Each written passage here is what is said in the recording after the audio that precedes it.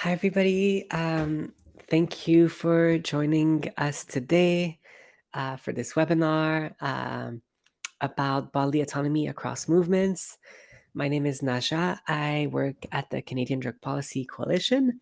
I will start pretty quick because I'm ill and I'm not all here. But I won't be taking much of your time. Um, First of all, I'm just going to start with a little bit of housekeeping. If you're Anglophone, I'm going to be speaking French in a second because this webinar will be held in English. And we want to make sure that the people who speak French can understand everything that's going on. Donc, bonjour tout le monde. Si vous nous rejoignez et que vous parlez français, le webinaire, il va être en majorité en anglais. Donc, au bas de votre écran Zoom, vous pouvez voir le bouton interprétation. C'est comme un globe. Puis les instructions sont dans le chat aussi. Vous pouvez cliquer le bouton interprétation, puis cliquer écouter en français. Pas besoin d'attendre, juste vous pouvez le faire.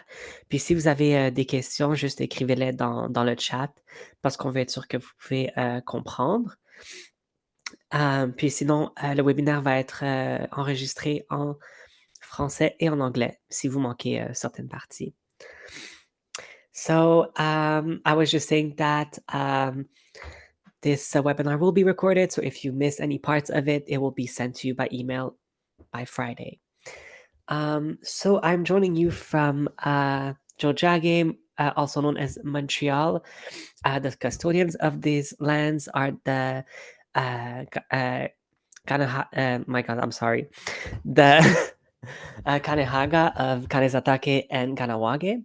I actually went to an exhibit not too long ago about the filmmaker Alanis Obomsawin, and one of her movie there that was being shown was called Kanesatage, 270 Days of Resistance. I highly recommend it. The movie came out in 93, and in the movie is featured a Mohawk activist, Ellen Gabrielle, and she also released a book and documentary called When the Pine Needles Fall about 2 years ago, I believe. So if you are not from Jojage, Montreal, and you want to learn more about the ongoing colonial history, I recommend you check those out. Today's topic is a bit like if we really zoom out from this topic and think about bodily autonomy and about colonization, I think it's pretty straightforward link that we can make between colonizers kind of how can I say that? Basically having the monopoly to decide like who gains autonomy on their lands and who has authority over that. But we're gonna zoom back in to this conversation. We're actually just gonna jump right in basically. So we all got together today because whether our work is focused on drug policy, on reproductive rights, on mental health, or on trans healthcare, the weaponizing of bodily autonomy is kind of a common point of something that has been weaponized by politicians, by media. And so I want to kind of like I'm not going to introduce the panelists that will be speaking to them. I'll let them introduce themselves and let us know what about this topic drew them into participating today. So first, from Abortion Rights PI and Peers Alliance, Josie Baker, go ahead.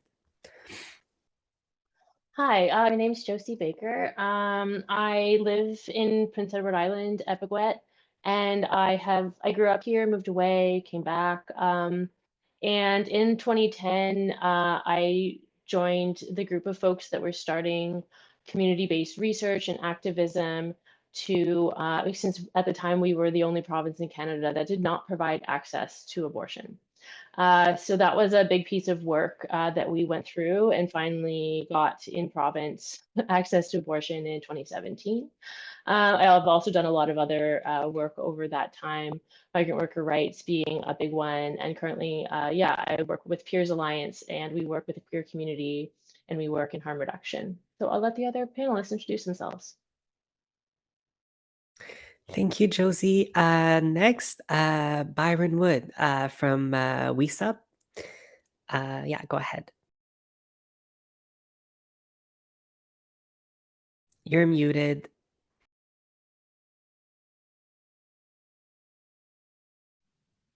There we go.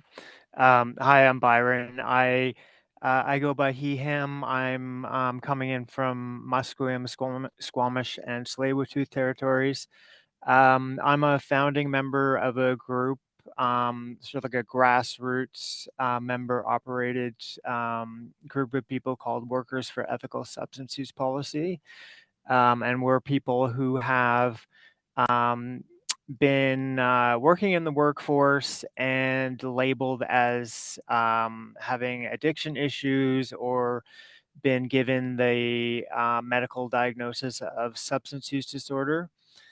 And as a result of that, being subjected to punitive and harmful workplace substance use policies that violate our bodily autonomy, deny us any sort of right to consent, and essentially push a lot of people out of the workplace. And this is often done in the name of workplace safety, but it actually has nothing to do with that.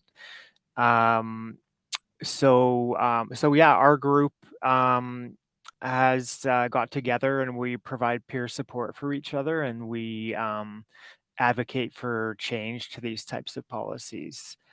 Um, and another thing that I might, be able to talk about later on if it comes up is how these workplace drug policies are very linked to wider prohibition drug policy in society, and how the same issues of bodily autonomy are affected through those. So I'll just leave it there. Thanks. Thank you, Byron. Next, we have Star Oldring from Firefly Institute. Hi, folks. I'm Star Oldring. My pronouns are they, them. And I'm coming to you from Treaty 6 territory, Amiskwichiwaskaigan, which is colonially known as Edmonton in Alberta. And I'm the Rural Program Coordinator at the Firefly Institute. And we're a not-for-profit research institute. We're housed within the Faculty of Education at the University of Alberta. And we offer evidence-based education and advocacy in celebration and support of 2S LGBTQ plus inclusivity here in Treaty 6 and also throughout the surrounding treaties, Treaty 4, 7, 8, throughout Alberta.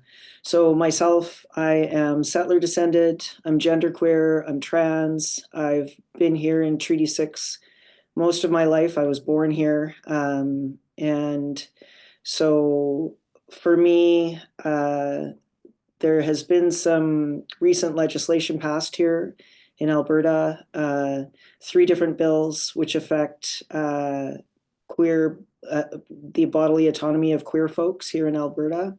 One is the right to health care. There's been a bill passed that affects our access to gender affirming care. And there are some other aspects to it that we can get into a little bit later. There is a bill that's been passed that affects queer use rights in schools, which certainly affects bodily autonomy in terms of the safety of those students in their schools. And there are other aspects to that as well. And then also there is a bill that's been passed which is regulating access to sports for trans folks. So that's why I'm here. And as a trans person and as someone who's employed in advocacy work, evidence-based advocacy work, these things live in my body, and they also are a part of my day-to-day actions as I walk through the world here. Thank you, Star. And lastly, we have Leanne Lowe from Health Justice. Hi, folks. It's nice to be joining this morning for us. I'm on unceded Musqueam land, also colloquially known as Vancouver, BC. I am joining in from, I am joining as part of Health Justice, and I am an engagement advisor there. Health Justice is a nonprofit organization that conducts research, education, systemic advocacy to improve the laws, policies, and practices that govern coercive mental health and substance use care in BC. And so right now our areas of focus include mental health in BC's mental health law and related services, strengthening access to justice, decolonizing the mental health and substance use services and the laws, gender equity and voluntary treatment, conditions and treatments, decisions that support well-being and involuntary treatment, decreasing reliance on police and security, and also the independent oversight of the mental health system.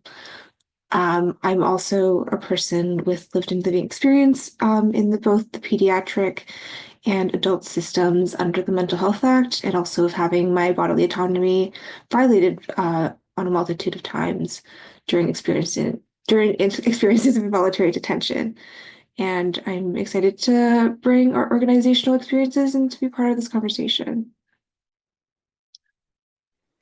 Thank you, Leanne. So before we jump into the first question, I want to say if you have any questions throughout the webinar, we'll be answering them at the end. There's a Q&A box below that you can write your question in, and you can also upvote the questions that you would like to see answered the most. And also I will say next week we're having another webinar on again criminalization, decrim across the communities, where you'll be hearing a conversation between people who live with HIV, between migrant sex workers, and sorry, my brain is off, everyone. I'm ill if you missed that. Drug policy, and a whole other bunch of perspectives. So let's just jump right into this this panel. So my first question for everyone is, how has bodily autonomy been weaponized against your communities by media or politicians? First, Josie, would you like to start speaking on that?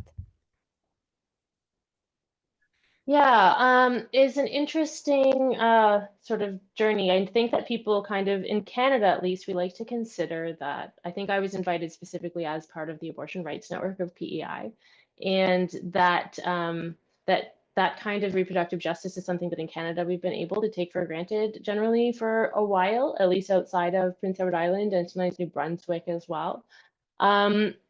Fundamentally, when I have encountered like movements, organizations, and so on that are specifically and overtly, because many of them have this behind them, regardless of whether what their sort of stated talking points are, what they're really getting at is control of people's bodies, right? We're talking about ideologies, whether that's religious ideologies, whether that's political ideologies, whether it's other ideologies that are sort of penalizing people for stepping outside of regular, not regular, sorry, that's the wrong word, but stepping outside of like accepted and authorized ways of being, which are very limited by, you know, being heterosexual, being cisgender, you know, falling into all of the right categories. So I feel like what we have seen here in Abeguet was,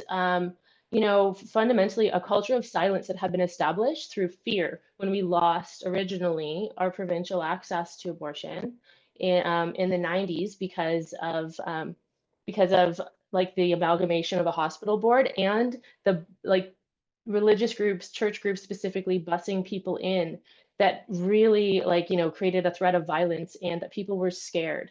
And there was that intense fear that existed for a long time and kind of outlived itself to the point that through our community work, where we were doing research, we were doing art, we were telling stories, we were really changing the narrative. And what was important there was changing the culture of silence that was surrounding that.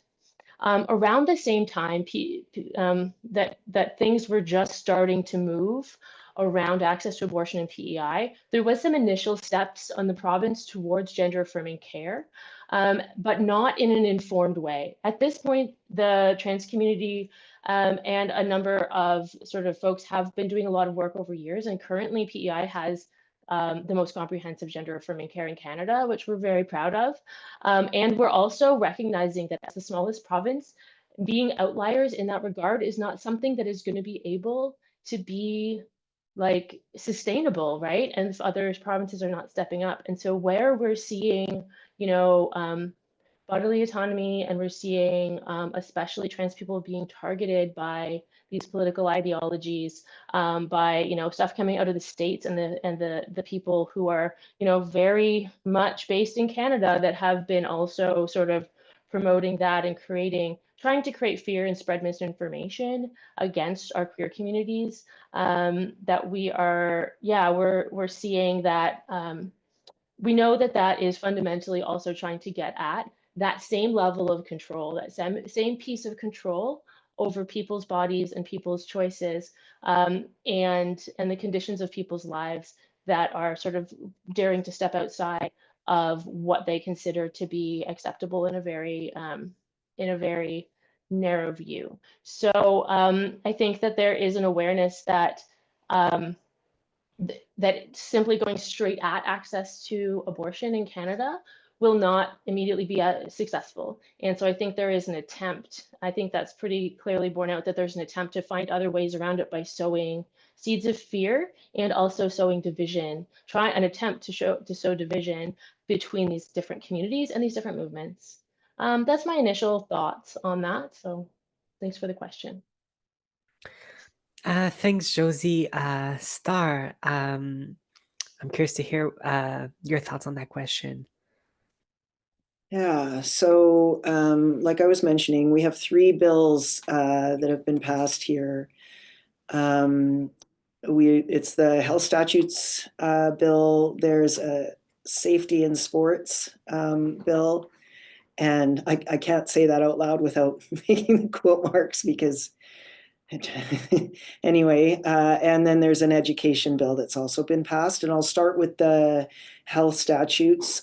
So essentially, within the language of the bill, first of all, what they've done is they've defined gender dysphoria and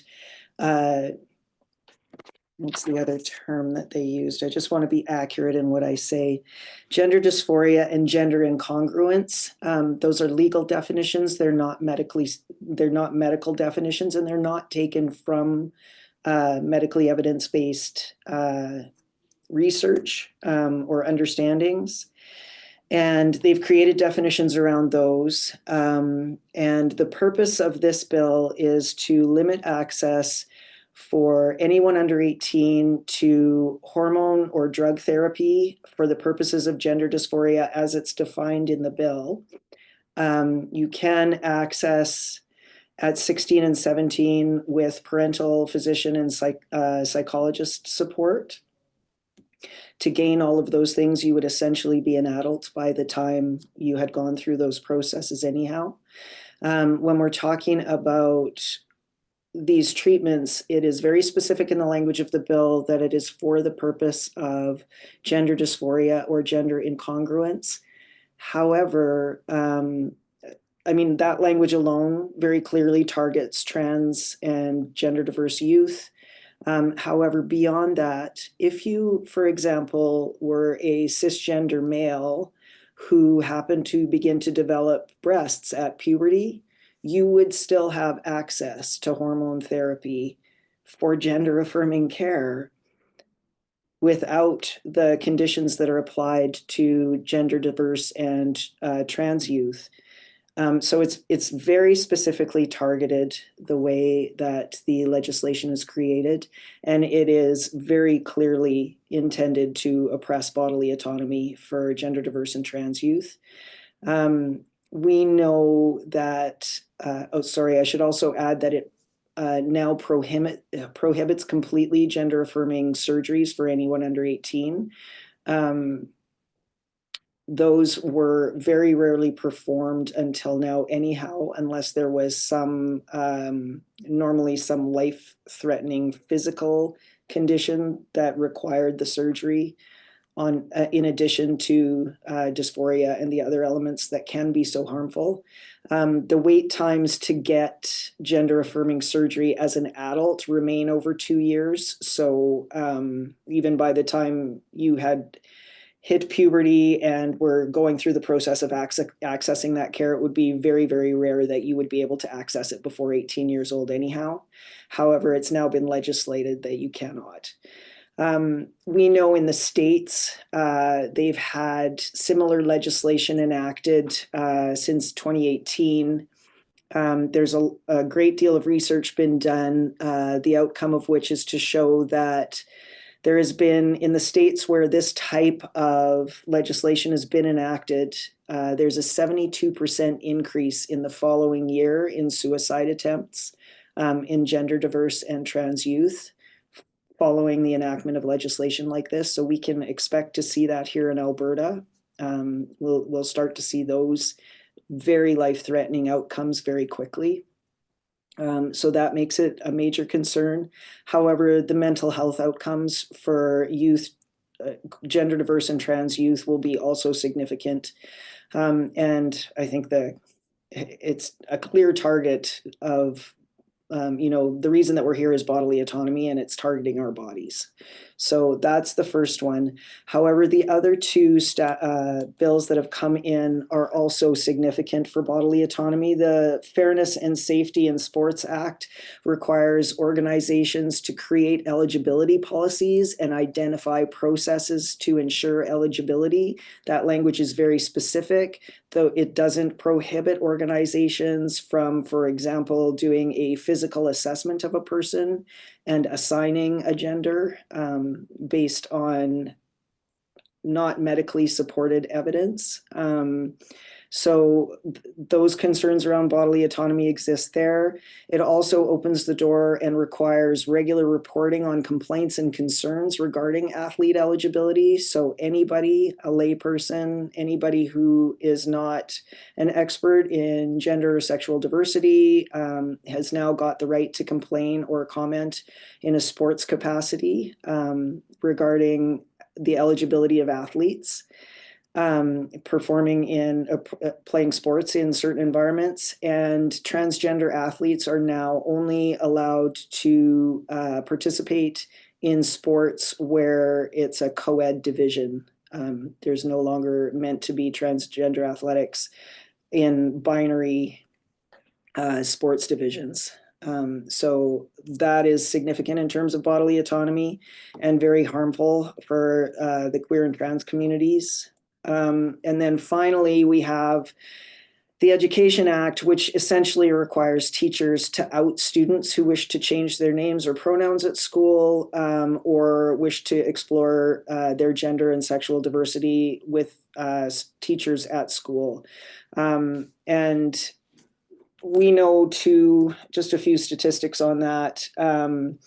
We know that up to 74% of queer youth feel unsafe in school as it is. So when you add the possibility of being outed simply because you are wanting to use a correct pronoun or a correct name, that number will likely increase. We know that 44% of queer youth experience harassment at school. We know that when we open the doors for people to be outed because of pronoun change, or when we add fear in the context of even just using language around identity, that can affect your bodily autonomy in terms of safety, never mind your ability to identify yourself. And we know that 82% of queer youth have problems with bullying and experience some form of harassment at school. And these types of legislation overall will open the door to develop a culture of fear in the queer and trans community, and also increase the incidence of hate and violence towards queer and trans people in general.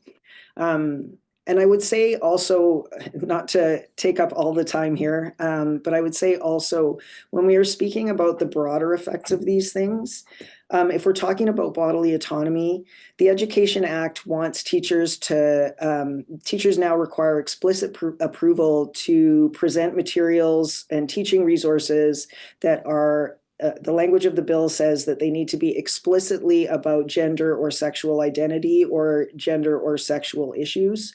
And if you are going to limit the ability of people to discuss sexuality in classrooms, we know that that's going to lead to a corresponding increase in the rates of STIs.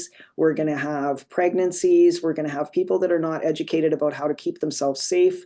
And there's going to be, across the board, not just for queer and trans folks, but across the board, there will be significant health issues that are going to come out of these things, in addition to the increase in hate and violence that we're going to see, which is going to make our broader culture less safe as well.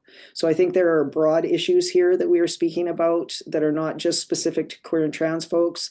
And I think that we can see some of the links between the other panelists that are here today already, even just in these brief introductions. Thank you, Star. So Leanne, would you like to kind of expand on the same question, but from the mental health perspective? Yeah, for sure. So in BC, we have this law called the Healthcare Consent and Facility Act, where it basically details what happens when healthcare decisions need to be made, and also what happens when folks are unwell and cannot make their own decisions. And so this sometimes will include things like advance directives that are taken into consideration and next of kins that can make healthcare decisions for the individual. But when folks are detained under the Mental Health Act, this gets overridden by a part of the Mental Health Act called the deemed consent here in BC. And so it basically is, like consent is basically deemed to have been given for psychiatric care. And this allows for things like forced medication, injections, seclusion restraints, and forced feeding to happen to involuntary patients with no oversight. As well as family and supporters not being able to really have a say over that, over what's happening. Yeah, and so I think there's also this myth that involuntary treatment, is benevolent, and that because these folks detained under the Mental Health Act are seen as people who are, too sick or too incapable to help themselves. This really encourages like other folks to step in and decide what is best for them in a pretty patronizing way.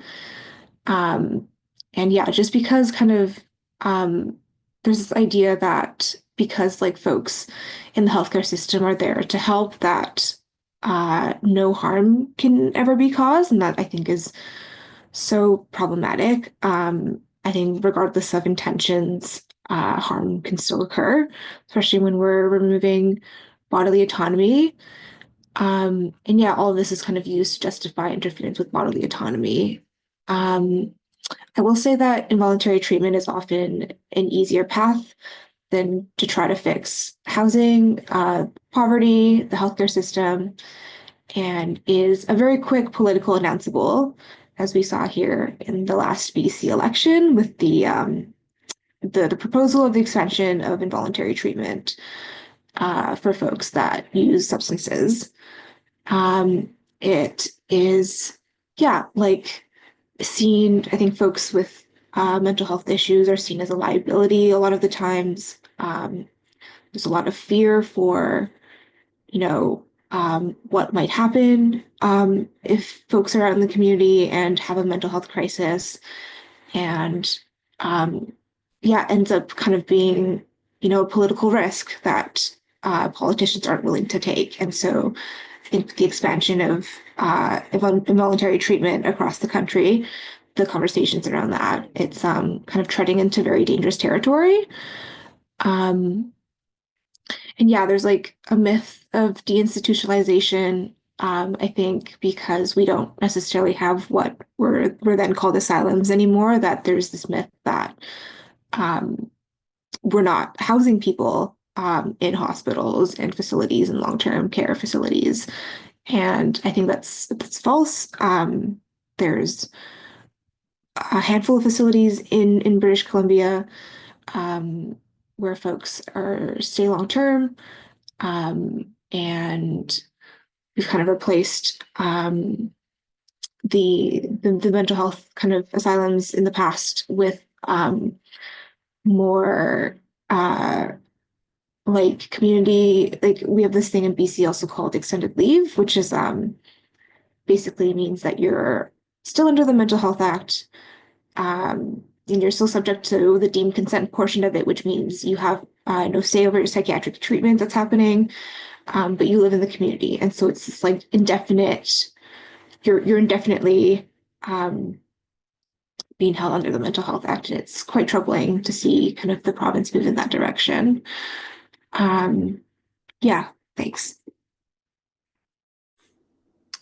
Thank you, Leanne. And lastly, for this question, Byron, can you talk about this attack on bodily autonomy, but from a drug policy harm reduction perspective?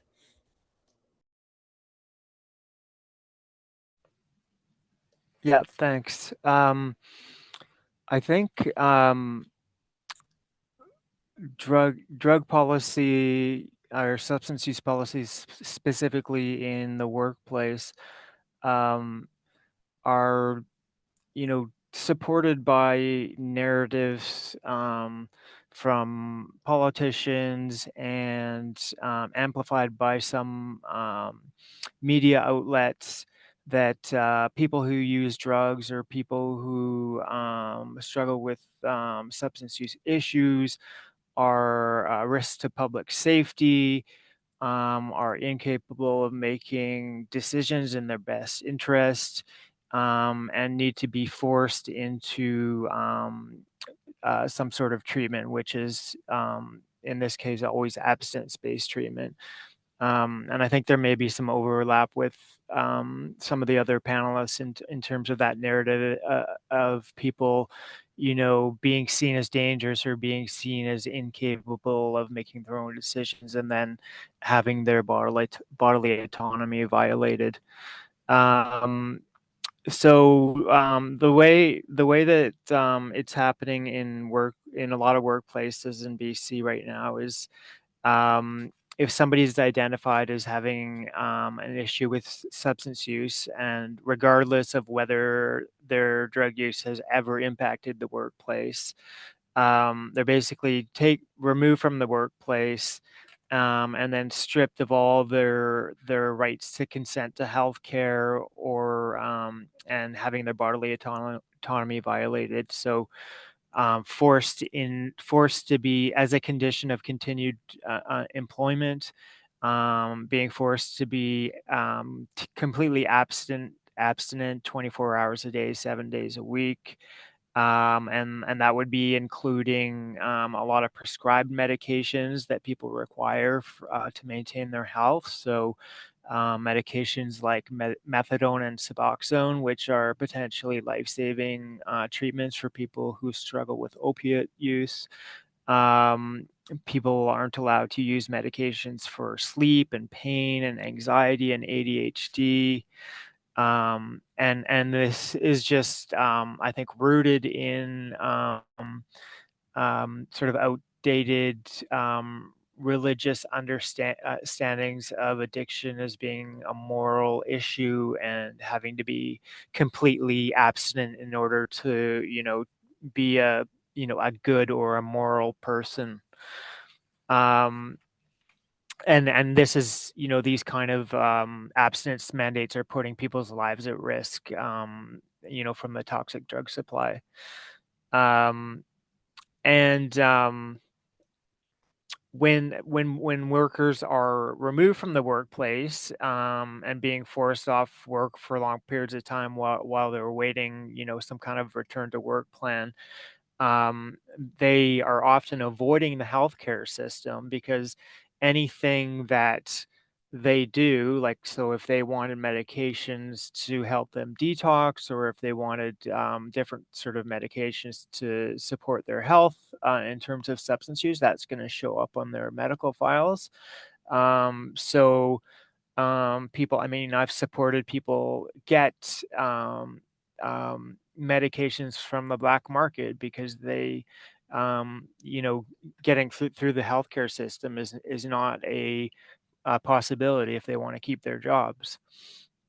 And so in addition to these abstinence mandates, workers are forced to prove their abstinence through, you know, up to 5 years of drug testing, um, forced to attend residential addiction treatment centers, which are always abstinence-based, and workers have absolutely no choice in planning their treatment um, or deciding not to engage in treatment, which is a basic tenet of consent to healthcare in BC.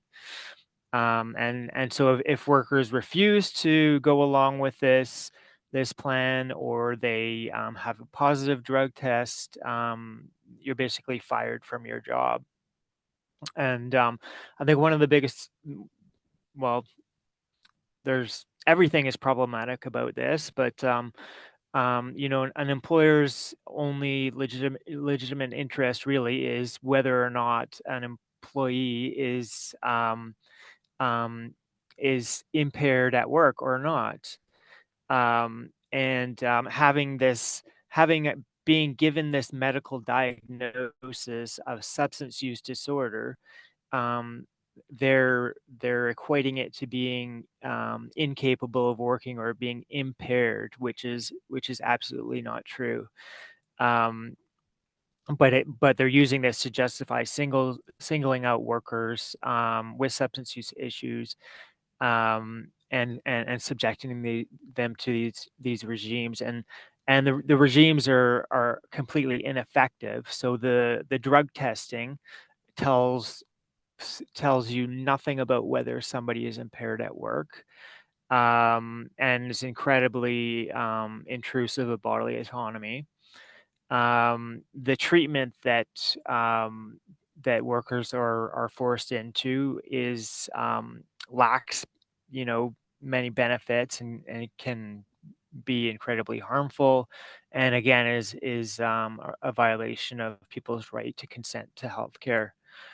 And so all of this creates barriers to workers with substance use issues maintaining employment. A lot of the time pushes us out of the workplace. And I think it's also used as a scapegoat for for employers actually doing what they should be doing, which is creating safe workplaces, safe working environments and conditions, managing hazards in the workplace, and creating you know, safety rules, and enforcing their safety rules, and having proper supervision in the workplace. And on top of this, you know, worker under these regimes, workers are not actually being given what might support them. So maybe the workplace is contributing to their substance use, or you know, there's dangerous working conditions. Maybe people are dealing with other things like PTSD, mental health conditions, and none of these things are being addressed. And yeah, and so I'll just wrap up by saying that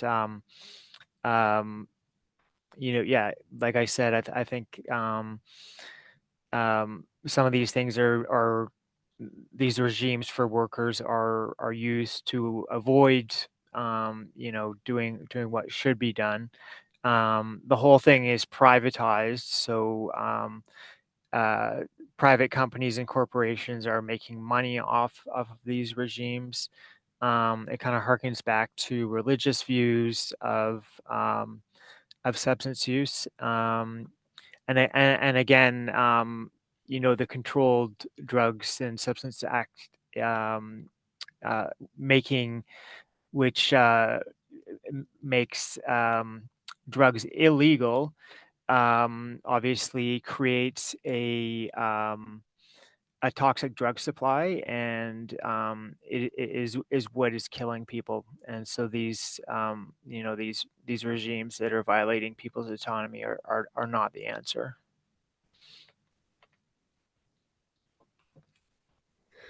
Thank you, Byron. So just to connect to our second question, we're already seeing some similarities between how bodily autonomy is weaponized. For example, Leanne and Byron, you both spoke of people being seen as a threat to the public and then being put into involuntary treatment or care in brackets.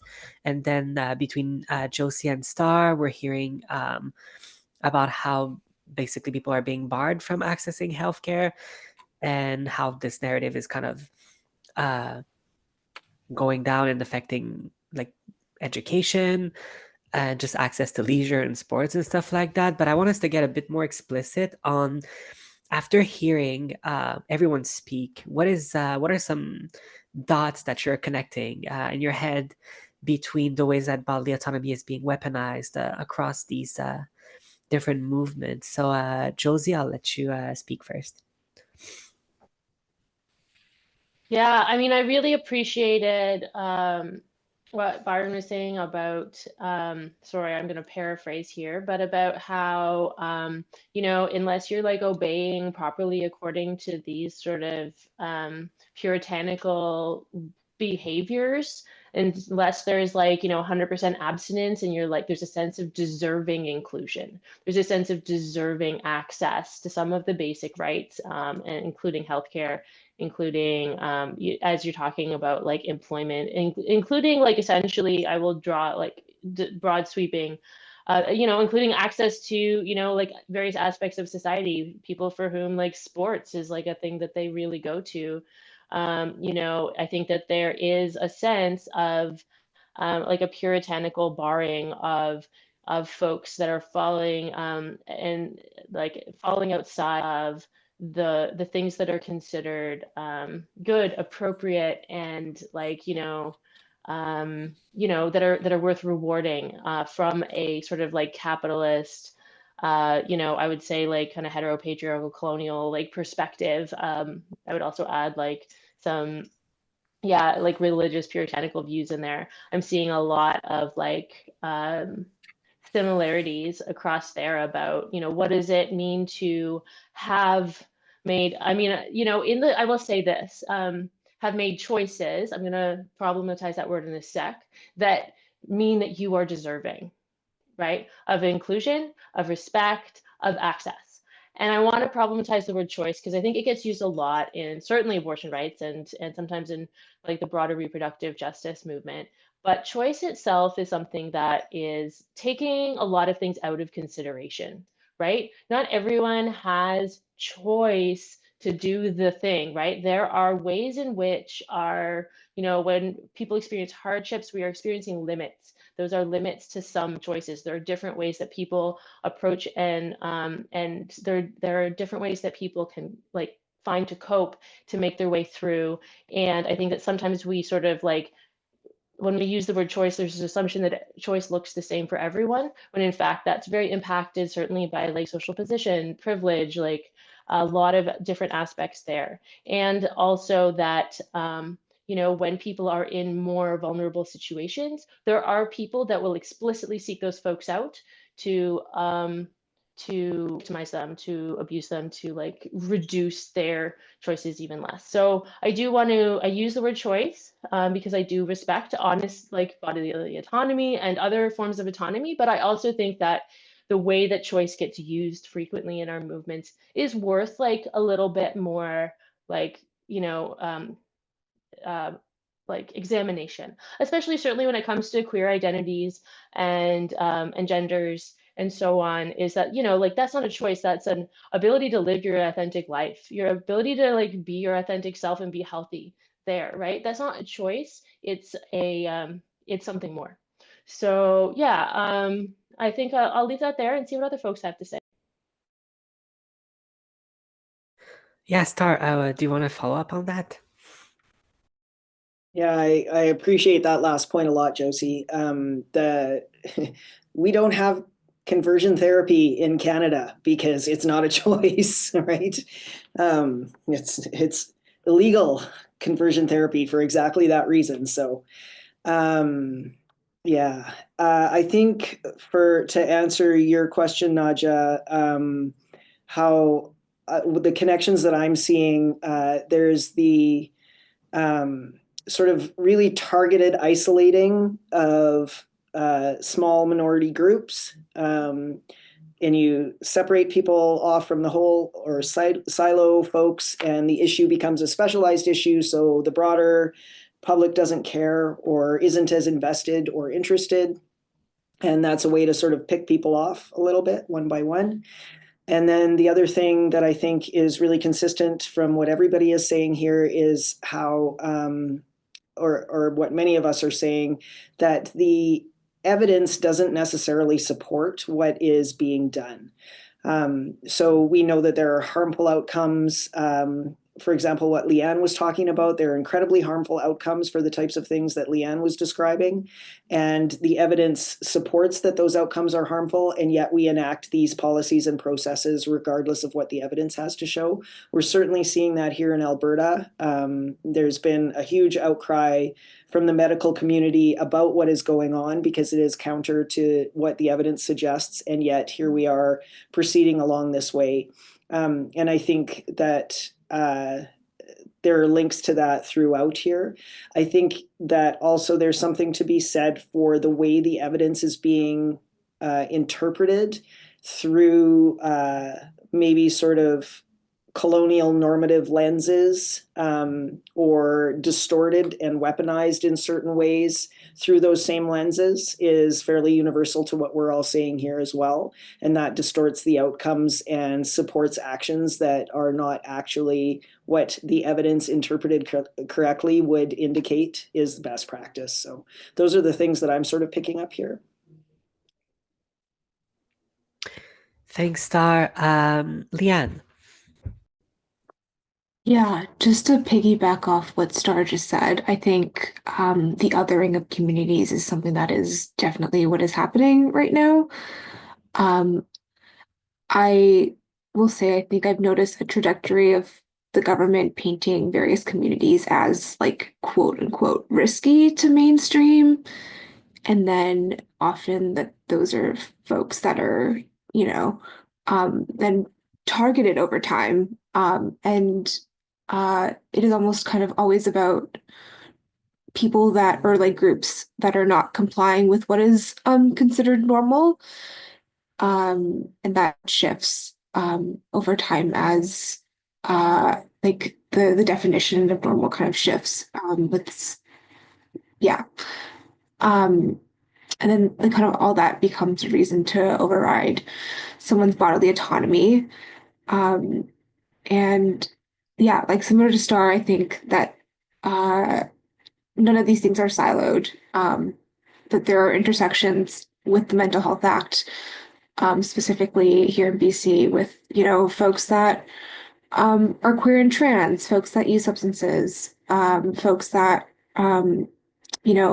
are like needing reproductive care. There's just so much overlap.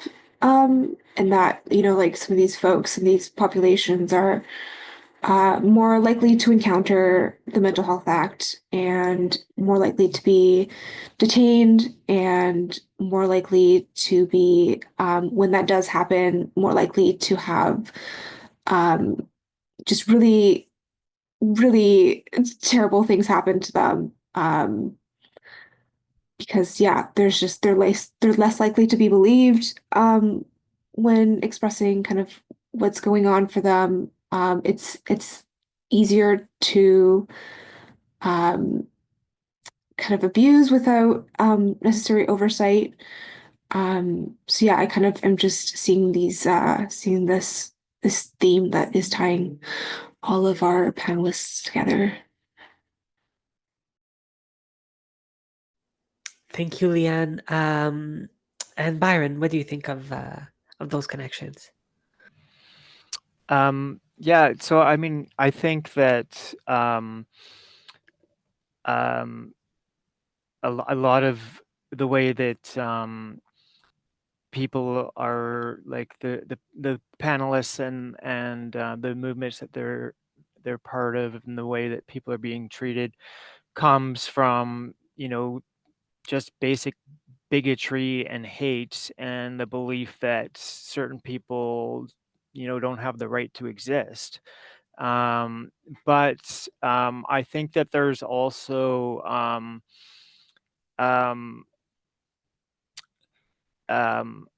you know, sometimes we think that we can educate people, and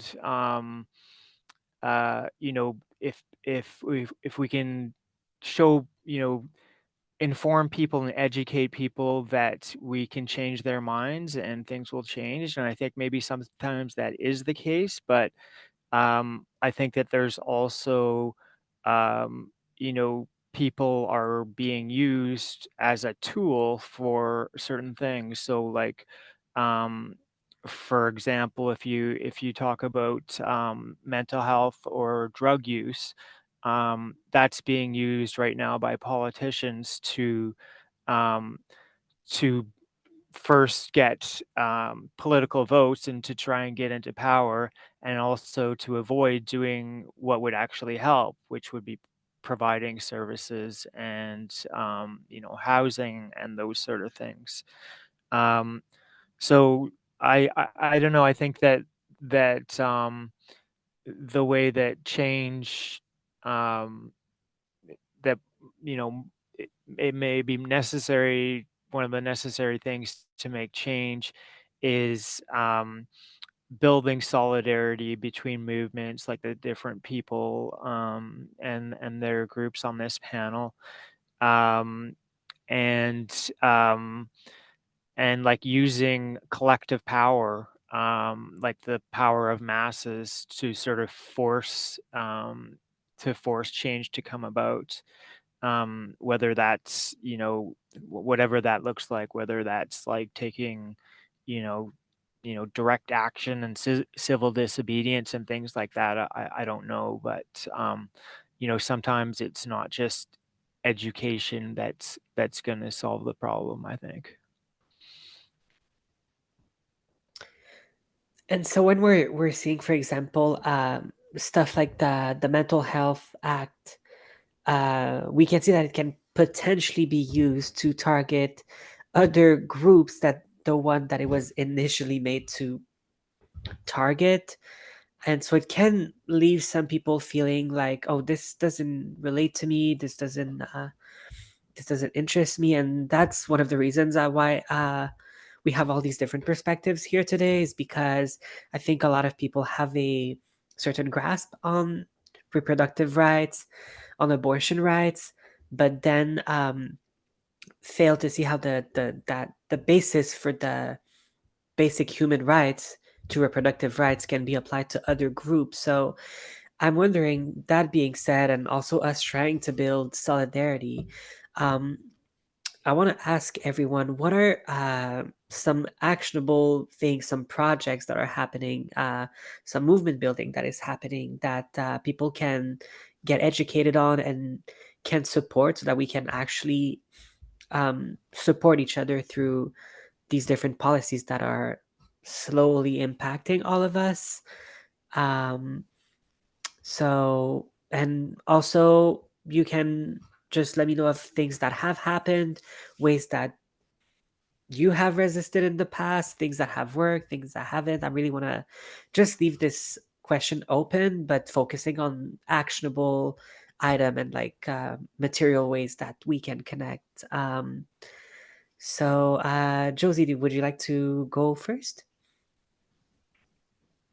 Sure, yeah. So just like a wee bit of storytelling here in terms of what worked here was we did an incredible amount of work over a few years. I mean, obviously, we had a lot of elder activists involved that have been involved in the abortion rights fight for like decades.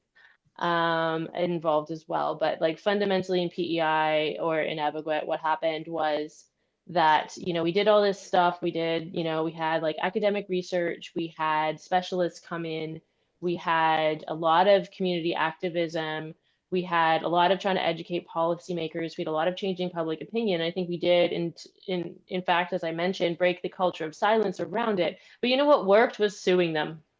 We got the help from LEAF, like Women's Legal Action Fund.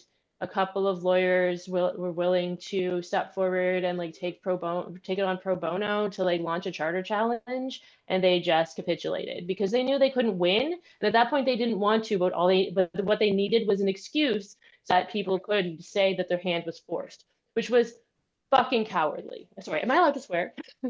Anyway, it was very cowardly. And so I don't, so like, yeah, we have had few in all of our movements, I would say we have had some victories, but they are few and far between and need to be celebrated when they happen. And recently we're seeing some more scary stuff.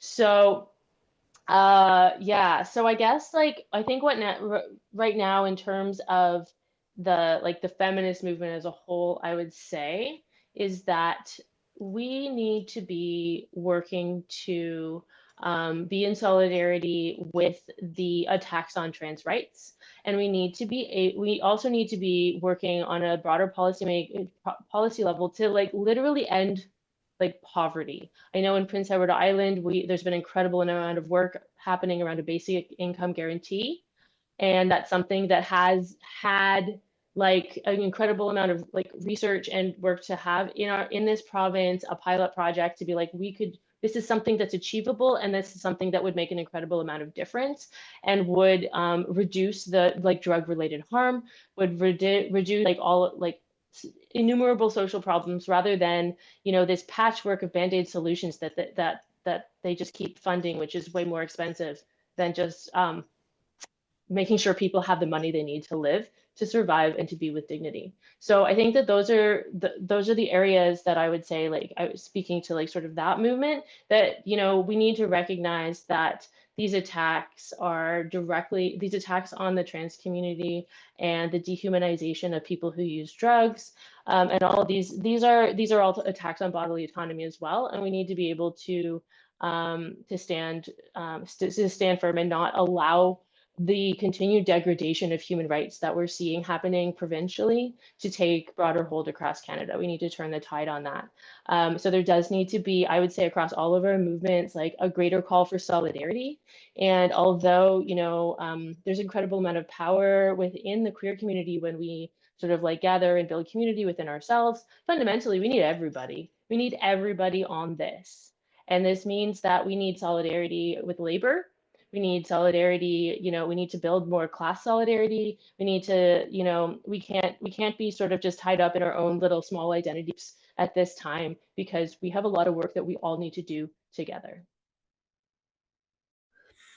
Thanks, Josie. Yeah, seems like it's like any scapegoat or any type of loophole to get people like imprisoned, just to avoid giving everyone access to healthcare, housing, and basic income, because then people would actually, be able to make use of their autonomy and their time, and that doesn't get vote, it seems. But anyway, Star, yeah, I'd love to hear what you have to say.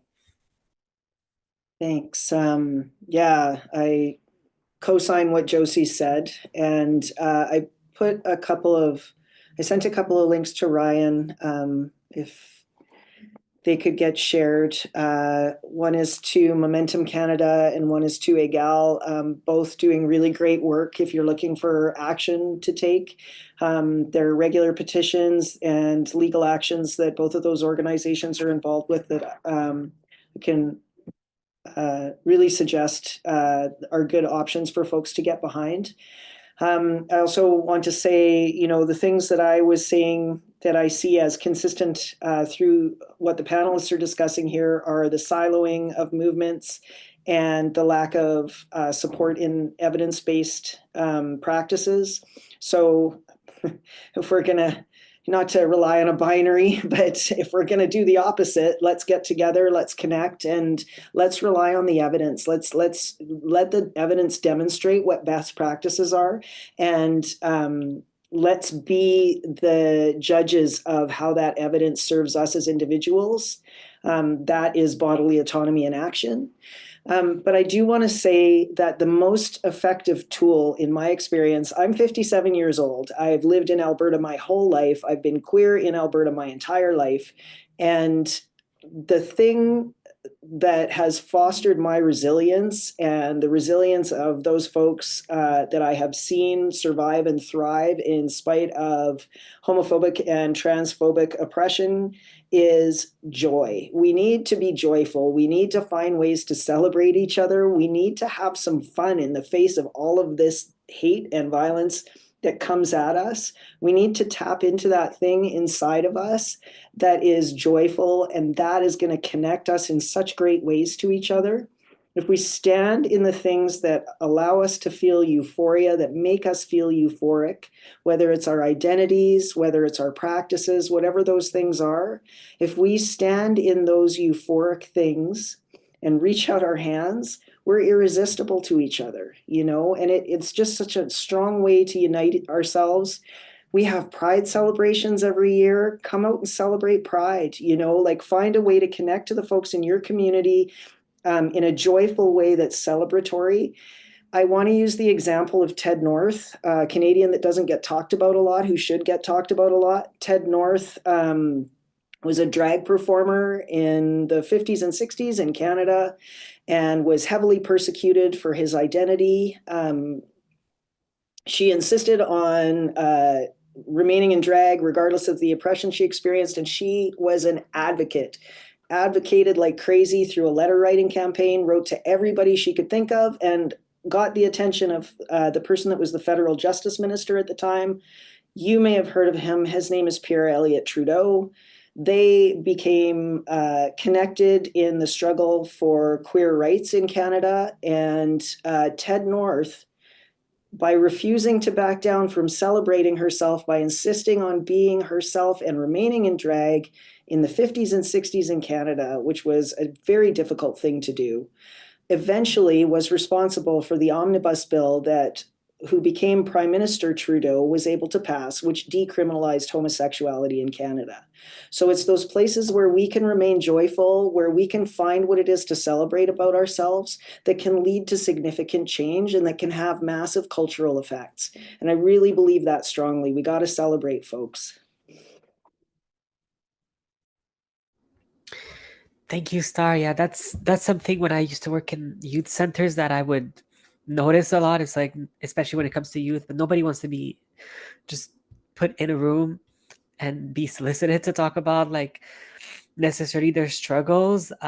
People will eventually like open up about what they're going through and how it relates to other people, but it can be like through art or through creation, through performance, and people will end up talking about what they want to talk about. They don't need to be like forced to. So I appreciate that.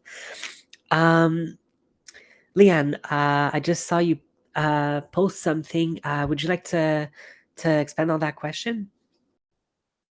Yeah, for sure. I will say that, so in 2016, the Council of Canadians with Disabilities and two other individuals who have experienced involuntary treatment here in BC filed a charter challenge to the deemed consent laws, specifically in the Mental Health Act here.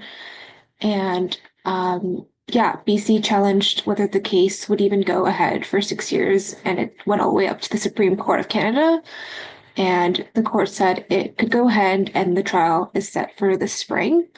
And so, yeah, this case argues that the deemed consent is violating the equality and bodily autonomy rights under the charter. So that's something that is going on in the mental health sphere. Something else that has been going on is so BC just recently launched a service called the Independent Rights Advice Service, which aims to connect rights advisors to folks that are detained under BC's BC's Mental Health Act to have their rights explained. And to have like an advocate support them through their admission and answer questions and kind of help them, get to make various decisions. So that's something like tangible that's going on in the province. I will say that other ways that our community has been able to resist include, like making meaning out of our experiences. I think for us, for a large part of our community, taking our experiences and using them to create changes is something that I and so many other folks at Health Justice and the wider community do that has been both positive and productive. Um, just the generosity of our community, especially in this context where, some of these truths are not often told. I think people keep what goes on in behind hospital walls like very hush hush. And so yeah, or there might be some occasional individual costs of people sharing their experiences, but I think everybody does so under the premise that they want things to change for other people and they don't want other people to experience the same thing. And just also finding community, the mutuality of coming together over a shared experience and recognizing and affirming for one another that what we, are seeing that is happening in the world is real. And yeah, just supporting and showing up for each other to meet our needs too, like outside of the formal system. So whether that's like, letting a friend stay over if they're in crisis, or check-ins with people and keeping folks company, making meals, are all ways that we take care of ourselves and our community. Thank you, Leanne, for that.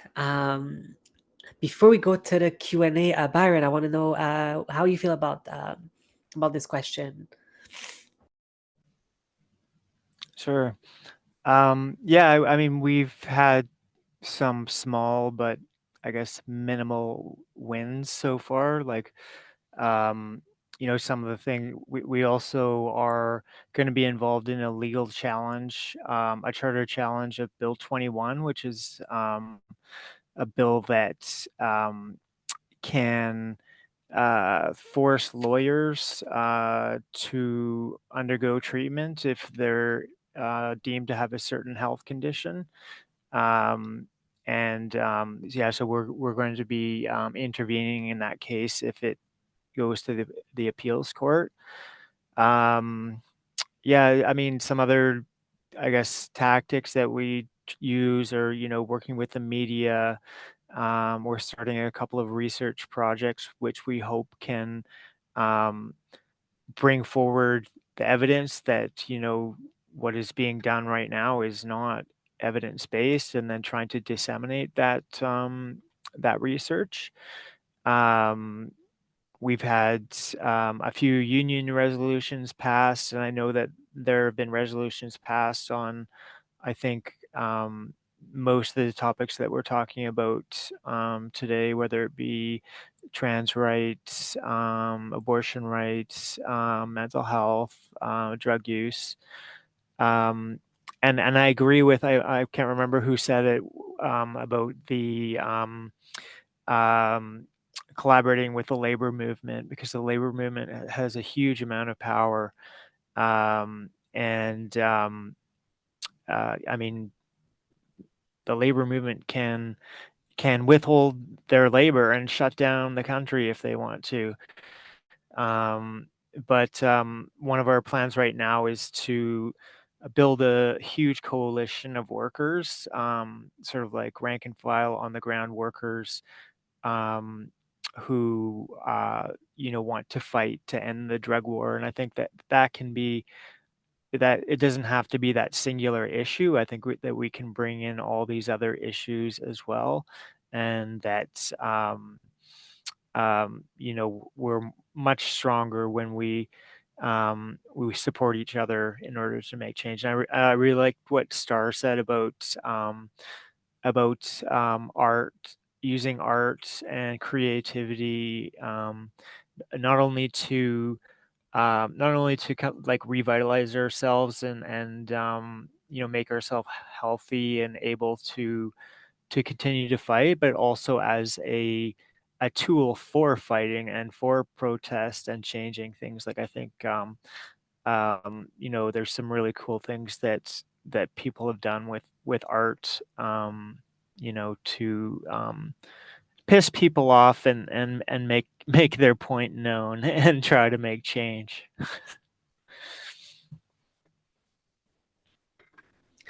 Thanks, Byron. Thanks, everyone. Those were really great answers. I also want to, before we go to the Q&A, just invite everyone to kind of follow the perspectives that you found new today here, like to follow their work. I will be sending all the links in the email after the event, and like you should get it by Friday, so you don't have to scramble through the chat. Like, we got this. But I think it's a good way to keep up with what other work is being done, especially if you've found that today there's way that that is connected to, you know, values that are important to you. So for the Q&A, I saw two questions that I feel are super relevant to the conversation we just had. And we have about 10 to 15 minutes, so I think we should just kind of go over them. So the first one, Jordan Arsenault sent it. I'll just read it as is. Jordan says, I'm very curious as to the timing of the ramping up of anti-trans and anti-harm reduction bigotry. It seems to suggest a great deal of socio-demographic overlap between these provincial governments and the conservative/religious right. Is there a sense in PEI, for example, that we should cherish or activate, do something with sympathetic social connections within provincial governments? So I'll just leave it up to our panelists to answer that first question. Whoever wants to go first, you can just unmute and answer it.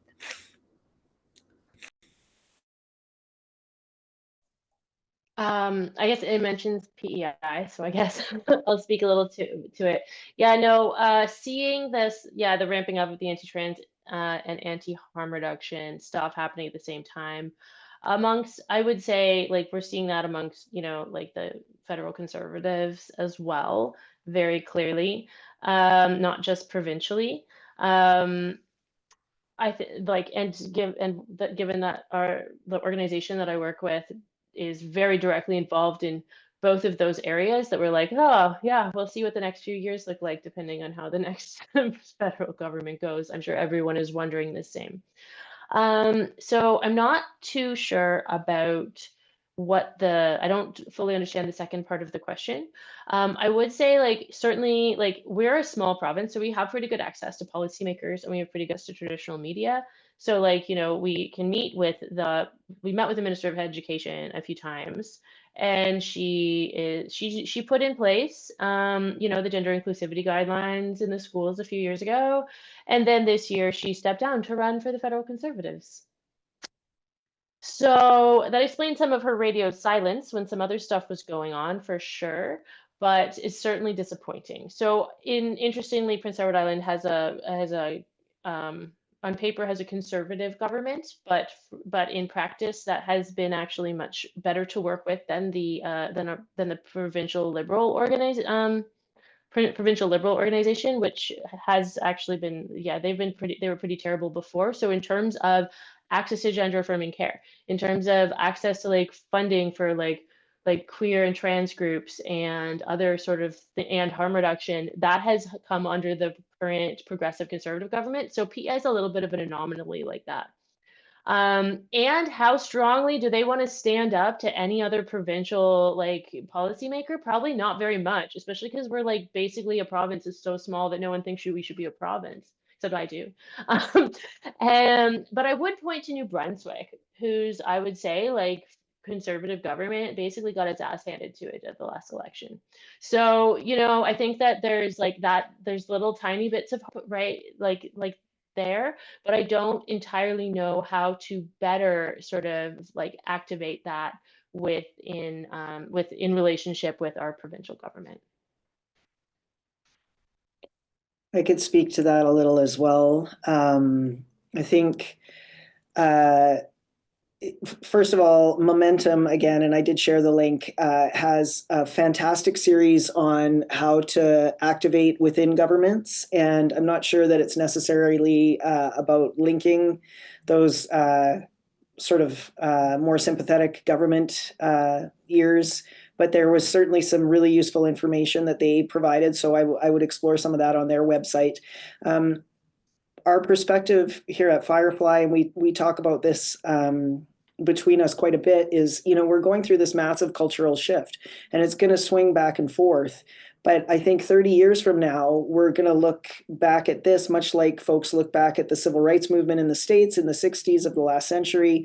And it's really important to keep pushing forward when we get that pushback, keep pushing forward with what we know are human rights actions, the actions that we can take and the things that we can do to support each other. We need to keep that momentum moving forward overall, even though we're having setbacks. And the fact that we are able to have this conversation, the fact that we are able to link in this way, I think is really important. And we need to keep doing things like this and not lose sight of the fact that the overall trajectory is going to be forward as long as we keep it going that way. We saw, in Saskatchewan, how they enacted anti-trans legislation, and it's kind of spread to Alberta. And what I'm hoping is that we can push back hard enough in Alberta that we will be able to counteract it moving back towards Saskatchewan. And we just need to keep moving forward like that, is my view.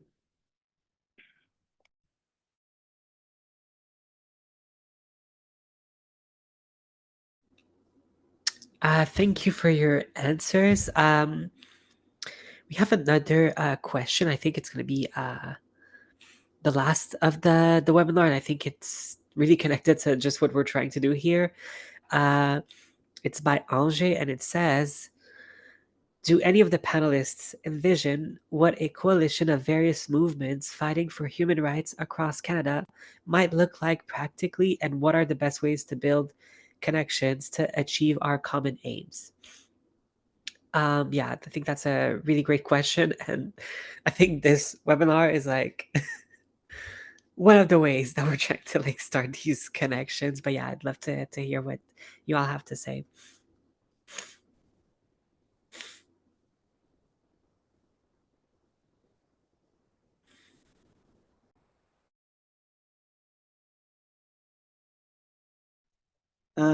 Not to monopolize the microphone here, but I think part of it is recognizing the universal need for human rights advocacy, and again counteracting that sort of siloing that's happened, whether it's medicalizing issues and siloing people off that way, or it's splitting off trans rights from queer rights as a whole, or whatever. The increased siloing is really troubling, and I think we just really need to recognize that we are all human beings and we all deserve some basic human rights. And when we get to intersections of how those human rights are violated, it doesn't mean that the repercussions of that don't affect us all.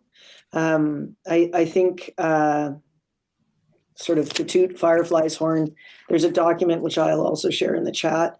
It outlines, again, how I was saying earlier, that these harmful anti-trans policies actually will have repercussions for the broader culture as a whole, not just trans folks, not just queer folks. And I think the more that we can generate those understandings broadly, the better we'll be able to unite with each other and take larger actions like what you're looking at there. A coalition of various movements would be great. And I think too,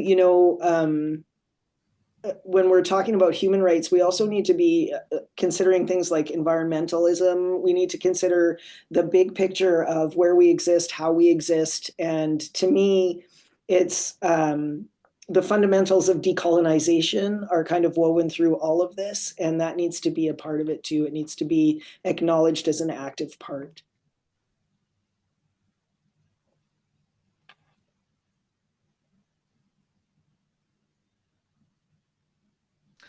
Byron and Josie, I saw you unmute. Do you want to answer that question? I think Star did a really good job of explaining it. I don't think I have much more to say. I would just say that, like, yeah, I agree that it's not like these attacks are not on, you know, just one, you know, group of people. It's an attack on, you know, the human rights and uh, uh, of of many different groups, and it affects, you know, many people, if not everybody. And Yeah, I think that you know, if we're going to fight back and win, it has to be done together. And so I think I mean, I think this is a great um, way of starting to have those conversations and meeting people. And I hope that, like, from here, you know, we can continue the conversations and build a coalition, build a movement of people who, you know, are interested in having regular meetings and strategy plannings and doing the things that we need to do to make change. Thank you, Byron. Do we have any final thoughts from the panelists before we wrap up?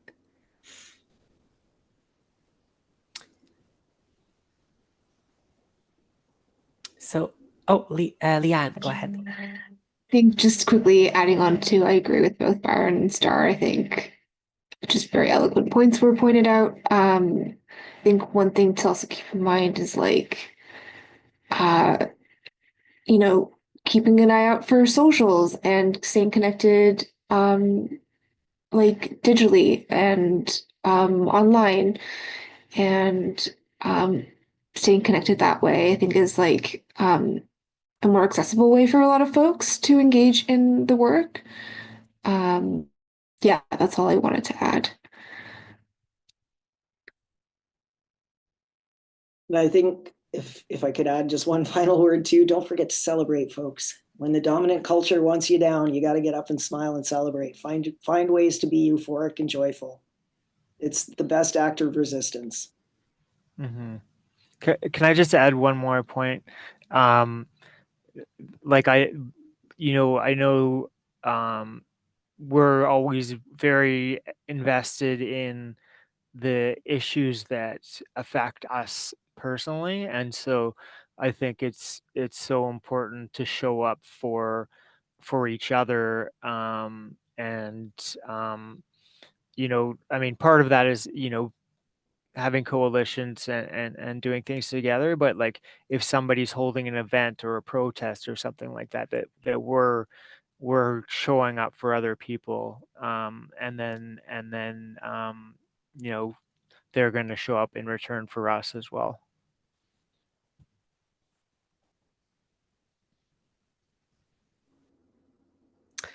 Thank you, everyone. So it's been about 90 minutes. So I think we're gonna wrap up. But yeah, I just want to thanks all our panelists. That was really great. I'm really happy we made it happen. And everyone who attended, just a reminder, you will get a recording.